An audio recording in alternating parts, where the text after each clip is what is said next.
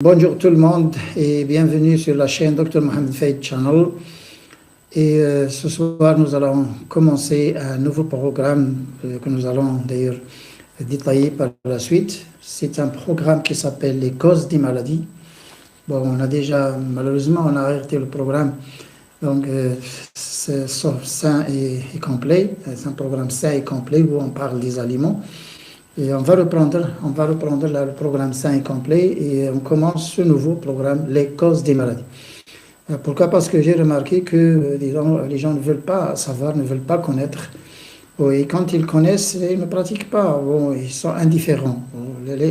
Les maladies ont des causes. Les maladies ont des causes, deux fois. Bon, un cancer ne veut pas tomber du ciel. Un cancer a des causes. Et pas les causes qu'on vous dit, hein. Le tabagisme, l'alcool, etc. Non, c'est pas ça les vraies causes. Parce qu'il y a des femmes qui ne fument pas et qui ont un cancer de sein et un cancer d'utérus, mais qui n'ont jamais fumé. Et là, on se cache derrière le tabagisme et on se cache derrière l'alcool, mais c'est pas ça, hein, parce que, disons, les médecins n'osent pas dire les vraies causes, parce qu'il s'agit donc des grands producteurs, des grandes sociétés de production dans le monde, là, c'est ce qu'on avale, c'est ce qu'on mange et c'est ce qu'on boit, c'est ce qu'on respire aussi dans l'air, la contamination de l'air et la pollution de l'air. Les causes des maladies, il faut connaître les causes des maladies parce que, disons, ça suffit, on a vécu quand même plus de 70 ans, l'âge d'ailleurs de la médecine moderne, 70, 80 ans. Maintenant, c'est 70 ans, c'est pas 80 ans, et maintenant, ça suffit. Il faut connaître les causes des maladies, il faut qu'on parle donc de ces choses, et jusqu'à quand on va rester quand même comme ça, indifférent, et puis on essaie de passer à côté? Non, pas du tout, donc il faut connaître les causes, il faut faire connaître les causes donc, aux gens, sinon les maladies ne vont pas s'arrêter. Ça, c'est sûr qu'ils ne vont pas s'arrêter. Et malheureusement, même les pays qui n'avaient pas beaucoup de cancers parce qu'ils se nourrissaient bien, bon, on accuse un peu les pays africains comme quoi ils sont sous-nourris, ne mangent pas bien. Pas du tout, c'est des mensonges. L'Afrique, c'est le continent le plus riche. L'Afrique, c'est le continent le plus riche. Et disons... l'homme africain a une couleur noire, oui, et c'est l'homme le plus résistant. Et l'Afrique n'a pas de maladie, l'Afrique a un air sec, c'est pas un air humide, et même les UV, et même d'ailleurs beaucoup de choses dans l'air là qui ne contaminent pas le continent africain. Il ne doit pas y avoir de maladie dans le continent africain.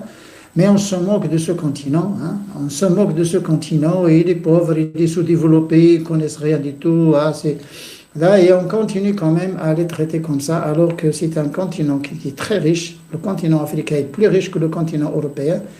Le continent africain est plus riche que le continent asiatique. Le continent africain est plus riche que le continent américain.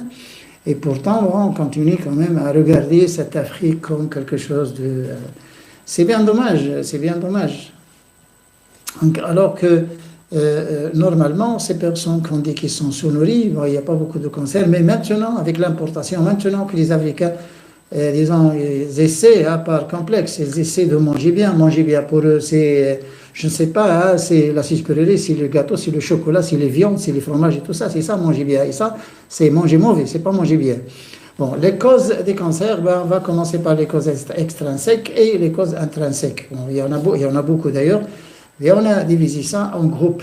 Et on commence par, disons, les causes extrinsèques. Les causes extrinsèques, c'est les causes environnementales. Il y a le seul pays où on étudie maintenant, où on a séparé un peu la cancérologie, c'est la Grande-Bretagne. Et il y a toujours quand même un pavillon qui se spécialise dans le cancer environnemental. Environmental cancérologie.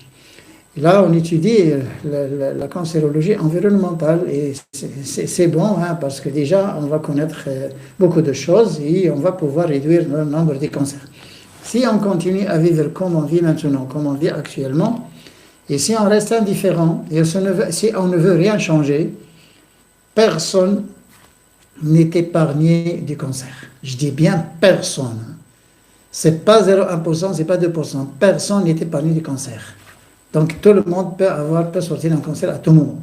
Oui, parce qu'on mange la même chose et on vit avec des cancérigènes. On veut des produits cancérigènes, il y en a beaucoup d'ailleurs. Il y en a beaucoup. Hein. C'est des centaines de produits, c'est pas 4 ou 5. Donc, on commence par les facteurs extrinsèques. Ces facteurs sont la pollution de l'air et sont les facteurs où on ne peut rien. C'est des facteurs où on ne peut rien. On ne peut pas les changer, on ne peut pas. Bon, c'est comme ça. Hein. C'est les pesticides, c'est des facteurs extrinsèques, les pesticides et la pollution. Et puis, c'est un produit qui entre un peu dans la pollution, c'est les produits de nettoyage, le nettoyage et désinfection. Les produits de nettoyage aussi, ça intervient. Et puis, la pollution de l'air, c'est ce que l'industrie crache comme gaz toxique dans l'atmosphère. Et ajouter à ça, donc, les radiations. Et ajouter à ça, donc, la destruction de cette zone d'ozone, on a plus d'UV donc, qui rentre. Et là, on est plus exposé aux UV. Donc, on sort un cancer parce que quand les UV sont, disons, des concentrations élevées, ils sont cancérigènes. Et on a les choses qu'on ne voit pas, hein, c'est les choses satellitaires, c'est les choses qu'on saupoudre dans l'atmosphère. Il y a même des métaux là qu'on saupoudre, qu'on atomise dans l'air. Et là, vous voyez déjà les avions qui passent, hein, qui laissent des traces. Et là, c'est les chemtrails, qu'on appelle les chemtrails. Et ça, c'est des facteurs extrinsèques qui ne sont pas pour rien. Attention, ils ne sont pas pour rien. C'est des vraies causes du cancer. Donc, les pesticides, on commence par ce groupe pesticides. Vous savez bien que, enfin, pas pesticides, c'est l'ensemble insecticides, fongicides, pesticides, herbicides, tout. Hein. Bon, c'est le poison qu'on utilise pour tuer les insectes. C'est d'ailleurs ce qu'on appelle les insecticides. C'est pour les mouches, pour... je ne sais pas, pour beaucoup d'insectes, là, visibles, là, on tue les insectes, mais attention, en tuant les insectes, là, on récolte un cancer. Et bien, là, c'est ces pesticides, là, il y en a beaucoup. Il y a les herbicides, donc les agriculteurs donc, ne peuvent pas ne pas traiter leur culture parce qu'il y a des herbes, des mauvaises herbes, là, qui gênent un peu les cultures et ils auront un mauvais rendement. D'autant plus qu'ils sont obligés de traiter aussi par des insecticides. Sont obligés de traiter aussi par des fongicides. Et là, on arrive à toute une liste. Et ça dépend de la culture. Ça dépend, est-ce que c'est la menthe, est-ce que c'est la tomate, c'est la pomme de terre, est-ce que c'est les bananes, est-ce que c'est le blé, etc. Il y a toute une liste. Tout au moins, on comptabilise plus de 6000 pesticides. 6000 pesticides. Et on ne va pas dire qu'ils ne sont pas tous dangereux, ils sont tous dangereux. Mais certains pesticides les plus utilisés, là, comme le glyphosate, là, actuellement, ils font ravage. Et là, les pesticides, c'est connu, c'est confirmé. Bah, il y a beaucoup de travaux qui ont été faits là-dessus. Hein, c'est des produits cancérigènes. Et il n'y a pas de culture sans pesticides. C'est rare, on parle bio actuellement, mais c'est quoi ce bio-là? Bio, ça devient du business, ça devient de la politique. Ça n'a rien à voir avec la nutrition. Bio, maintenant, c'est du business, hein, c'est de l'argent. Hein. Mais il y a des gens qui vendent des produits bio pour augmenter le prix, mais ils ne sont pas bio parce qu'actuellement, on ne sait pas produire quelque chose de bio. On ne sait pas le produire. On parle organique, oui, bon, la production organique, un peu, on ne met pas la chimie, on n'utilise pas la chimie, mais même l'organique, on ne parle pas de semences parce que les semences, ils sont modifiées génétiquement. L'organique ne prend pas en compte donc les semences, disons la modification génétique. Mais bio prend en considération donc la modification génétique. Quand on dit bio, c'est les semences d'abord. Hein. Il ne faut pas qu'elles soient modifiées génétiquement. Et puis la contamination du sol, la contamination de l'eau d'irrigation, l'utilisation du pesticide, etc. Donc il ne faut rien utiliser. Même les cultures des serres, maintenant, ils ne sont pas considérées comme bio. On ne peut pas produire le bio dans les serres. Les cultures des serres ne peuvent pas être bio. Voilà. Et oui, parce que déjà l'atmosphère, elle n'est pas bio. Donc, ces causes de cancer, vous savez, les facteurs extrinsèques, je donne un résumé, et puis on commence dès demain, Inch'Allah, pourquoi pas. Il y a déjà le premier groupe, on attaque déjà le premier groupe. Donc, on a les pesticides, et puis ces facteurs extrinsèques qui sont les radiations, les pesticides, la pollution de l'air, les gaz qui polluent l'air, et puis les choses là qui existent dans le ciel, là on ne peut rien. Bon, je ne sais pas qui les jette dans le ciel, mais elles sont là, on ne peut rien. Avec les ondes aussi, hein, les ondes électromagnétiques, c'est aussi un danger. Un champ quand on vit dans un champ électromagnétique, attention, on vit dans un champ, dans des ondes dangereuses. Et il y a des chercheurs américains qui ont pu démontrer une allergie aux ondes électromagnétiques. Ça s'appelle comme ça, l'allergie aux ondes électromagnétiques. Vous pouvez dire que c'est bizarre, mais ce n'est pas bizarre, attention, hein, les ondes électromagnétiques, c'est aussi des polluants. Les ondes électromagnétiques, les radiations, disons, la contamination de l'air par les polluants, on va en parler, de toute façon, on va en parler. Il y a les métaux lourds, il y a les gaz à effet de serre, il y a les gaz soufre, gaz carbone, etc. Donc on va en parler. Il y a l'ammoniac, il y a beaucoup de choses. Il y a même les fréons de réfrigération, hein, les gaz de réfrigération, ce qu'on appelle les fréons. Et là, les produits qui se dégagent aussi par décomposition. Maintenant, l'Europe là, est asphyxiée par l'ammoniac des vaches. Vous savez, la vache Holstein, il mange beaucoup. Hein. C'est une vache qui bouffe tout le temps, il mange trop. Et quand il mange trop, là, on donne du concentré, on donne, disons, un élément de façon à ce que l'animal donne un bon rendement en viande et en lait, oui, mais il va, attention, rejeter beaucoup de déchets. Et ces déchets-là, ils sont méthanogènes. Mais on a un problème de méthane en Europe, au point où on cherche actuellement une ration qui ne génère pas beaucoup de méthane. Voilà, oui. Oui, une civilisation et un développement, ce n'est pas sans prix, il a toujours un prix. Et ce prix-là, on le paye de notre santé, malheureusement. Et puis, on a les facteurs intrinsèques, il n'y en a que deux. Il y a, entre les deux, entre les facteurs intrinsèques et extrinsèques, ils sont comptés avec les facteurs extrinsèques de façon cosmétique, les produits cosmétiques. Les produits de nettoyage, les produits cosmétiques, les pesticides, les gaz polluants, les ondes électromagnétiques, les radiations, tout ça, c'est des facteurs extrinsèques. On va en parler de toute façon, il y en a beaucoup, il y a des personnes qui sont exposées à tous ces facteurs. Et on a les facteurs intrinsèques, c'est ce qu'on mange, et c'est ce qu'on respire, et aussi ce qu'on boit, c'est l'eau. C'est l'eau, mais l'eau aussi c'est un aliment. Hein. C'est les aliments, et les aliments, attention, il y a 3 produits qui sont dangereux dans les aliments. C'est les additifs, les produits d'emballage et les produits de cuisson. Parce que le mode de cuisson peut générer aussi donc, des composés cancérigènes comme l'acrylamide, comme les mélanoïdes, comme les peroxydes, les époxydes, les amides, les trucs comme ça. Hein. Là, il n'y a que 3. On a les additifs, les produits d'emballage, et on a les produits générés par la cuisson. Là, si vous pouvez avoir quand même un petit carnet à noter là, parce que ça va être très utile pour vous, parce que ces idées et ces informations ne seront jamais, vous n'allez jamais les entendre. Et ne sont pas étudiées à l'école, ni à la faculté, ni à l'université, ni à la fac de médecine, nulle part. Vous ne trouvez ça nulle part. Parce qu'on ne veut pas que les gens sachent les vraies causes des maladies. Voilà. Et ça, c'est un grand secret, mais il ne faut pas que ça reste secret. On vit dans le 21e siècle quand même. On a le droit à l'information, disons, tous les citoyens du monde. On a le droit à l'information, ça c'est un droit absolu. Bon, on a le droit à l'information. Sinon, vous savez, on a diffamation et désinformation, hein, c'est antagoniste, parce que l'industriel, il va vous dire diffamation, mais vous devez répondre donc au tribunal par la désinformation. Et il y a toujours une désinformation. Et ça veut dire que les industriels sont toujours hors la loi. Quand il s'agit de la désinformation, ils sont toujours hors la loi. Le tribunal ne peut pas, quand même, ne peut pas se pencher vers l'industriel. Parce que déjà, les avocats, ils trouvent ça très facile, et c'est facile à prouver la désinformation. Rien que les indications qui sont écrites sur l'emballage, c'est déjà une désinformation. Bon, on peut prouver ça, mais eux, ils ne peuvent pas prouver la diffamation. Impossible de la prouver. Pourquoi? Parce que prouver une diffamation, il faut voir quand même la production chuter, il faut voir les ventes chuter, et il faut voir quand même la faire ruiner. C'est ça la diffamation. Mais quand vous dites que ce produit-là, il est mauvais, là, il ne faut pas désigner la marque, bien sûr. La marque, c'est une diffamation. Il ne faut pas désigner la marque, c'est tout. Mais quand on parle produit, hein, les huiles raffinées, c'est un produit, hein, ce n'est pas une marque. Les fromages, c'est un produit, ce n'est pas une marque. Et puis les eaux minérales, ou les eaux donc, de boisson, on parle les légumes, on parle les fruits, vous voyez, c'est pas quand même, on parle produit, mais on ne parle pas marque, on ne parle pas logo. Donc, ces 3 choses-là, les additifs alimentaires, et puis les produits d'emballage et les produits chimiques générés par la cuisson.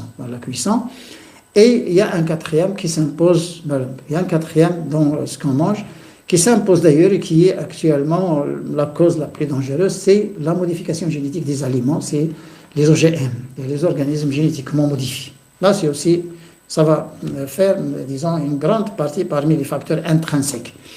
Donc, on va, disons, commencer par les facteurs extrinsèques. Comme ça, les gens, quand ils connaissent les causes des maladies, les causes des cancers, quand vous connaissez les causes des cancers, là, si vous les évitez, vous avez déjà gagné 50%.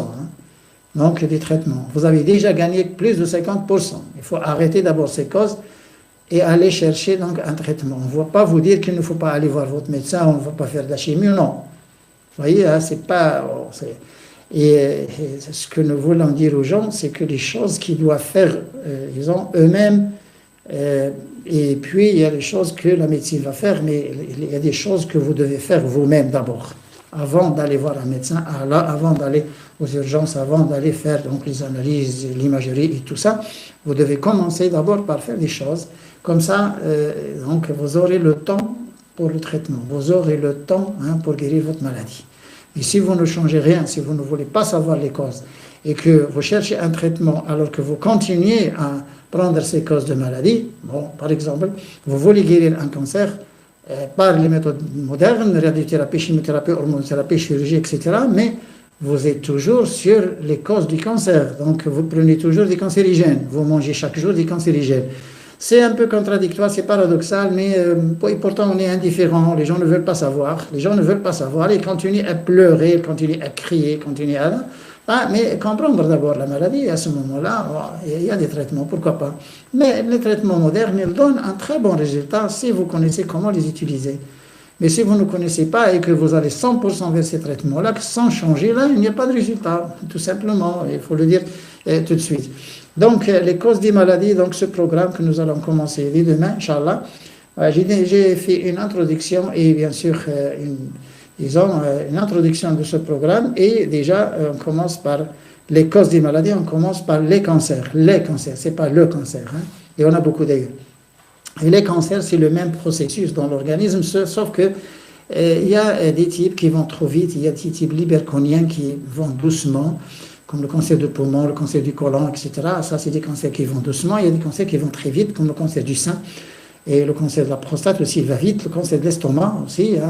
Là, on va voir les causes. Et il y a toujours des causes. Et quand vous connaissez les causes des cancers, les causes des maladies, enfin, toutes les maladies, pas uniquement les cancers, c'est aussi les cardiovasculaires. On va parler des cardiovasculaires, on va parler des maladies auto-immunes, on va parler de toutes les maladies. Là, il y a toujours des causes et on va parler des causes qui sont en relation, les causes en relation avec ce que vous mangez. On ne parle pas, pourquoi on ne parle pas? Bien sûr, parce qu'il y a déjà un tiers qui n'a pas intérêt à ce qu'on parle. Il y a un tiers là qui est bénéficiaire et qui ne veut pas qu'on parle, parce que déjà les gens qui sont en train un peu, disons, de faire comprendre aux gens que les maladies... ça ne tombe pas du ciel. Il n'y en a pas beaucoup, d'ailleurs, les gens qui parlent comme ça, qui parlent naturopathie, qui parlent nutrithérapie, qui parlent ces choses-là. Il y en a beaucoup, d'ailleurs, à travers le monde. Il y a quelques 7 ou 8 personnes là qui parlent comme ça, c'est tout. Et ils sont un peu, plus ou moins, contrôlés. Il y a toujours des pressions. Déjà, la chaîne, c'est une chaîne privée sur YouTube. Tout le monde a le droit de créer une chaîne privée sur YouTube. Vous n'êtes pas obligé de suivre cette chaîne. Elle n'est pas officielle. Bon, je ne donne pas conseil à un pays, disons, bien déterminé. Je donne conseil à tout le monde parce que je suis sur YouTube. Et sur YouTube, il y a la dimension internationale. La dimension mondiale sur YouTube, c'est normal. Il y a des gens qui, quand ils parlent sur YouTube, ils croient qu'ils parlent aux gens du quartier. C'est l'ancien média, quand on écrit un article dans un journal local, là, on écrit aux gens du quartier. Mais non, monsieur, vous êtes sur YouTube, là, et tout le monde vous écoute, tout le monde vous voit, tout le monde vous regarde, ils sont sur la chaîne. Il faut donc prendre en compte cette dimension mondiale, cette dimension internationale de YouTube. Et c'est ce que c'est ce que j'essaie de faire, c'est que quand je parle sur YouTube, là, je parle tout le monde, les gens, les francophones, qui comprennent le français. Là, les causes des maladies, c'est très important, c'est un programme d'ailleurs qu'il faut suivre avec patience, parce que là, c'est sûr que vous avez des maladies. Je m'excuse pour les gens qui ont des maladies auto-immunes, parce qu'on va quand même parler des cancers et ça va nous prendre quelques 15 à 20 épisodes. En arabe, c'est déjà 38. Ça existe sur la chaîne. En arabe, c'est 38 vidéos pour le cancer. Et ça va donc du numéro 1 jusqu'au numéro 38. Donc, suivez les vidéos. Et il y a toutes les informations. Il y a tout ce qu'il faut pour un cancer. En langue arabe, c'est déjà fait. Et je vais le refaire en langue française, pourquoi pas. disons pour essayer donc de répandre ces informations partout dans le monde. On essaie au maximum que les gens reviennent d'ailleurs aux choses naturelles, s'ils peuvent, bien sûr, s'ils peuvent, parce qu'il y a des personnes qui ne peuvent pas, je l'ai dit, hein, il y a des personnes qui ne peuvent pas, et qui sont convaincues mais qui ne peuvent pas, ils ne savent pas faire la cuisine, ne savent pas, ils ne veulent pas faire la cuisine, n'ont pas le temps, hein, et puis ils vivent avec du conservé, ils vivent avec les choses de la rue, hein, disons les fast-food, les snacks, les trucs comme ça, mais ça c'est malheureux, parce que si on n'est pas capable, hein, on n'est pas capable de préparer un repas, hein, pour manger, hein, pour bouffer, c'est qu'on n'est pas capable de vivre. Il faut être capable de vivre, il faut être capable de travailler, capable de laver ses vêtements, se laver, préparer un repas pour manger, faire du sport et tout ça. Sinon, vous n'êtes pas capable de vivre. Donc, vous comptez sur, disons, le prêt à manger, le prêt à porter, vous comptez sur les machines, vous comptez sur votre argent pour faire des choses, mais là, vous êtes mort.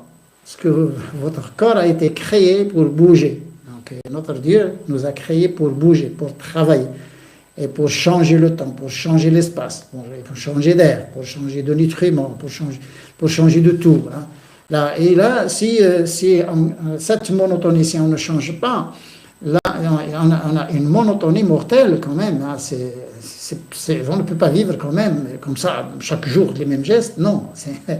Sinon, à un certain moment, là, vous allez claquer. Donc, il faut changer quand même le temps et l'espace. Changer le temps et l'espace pour bien vivre et puis être capable de vivre. Être capable de vivre. Vivre, c'est pas respirer de l'air et regarder donc votre GSM. Hein, pouvoir vivre, c'est pouvoir travailler, pouvoir faire des choses pour vous-même, pas pour les autres, hein, pour vous-même. Hein. Et les gens qui ne sont pas capables d'éplucher les légumes, c'est des gens qui vont vivre avec des maladies. Les gens qui ne sont pas capables de pétrir un bon pain, c'est des gens qui vont vivre avec des problèmes.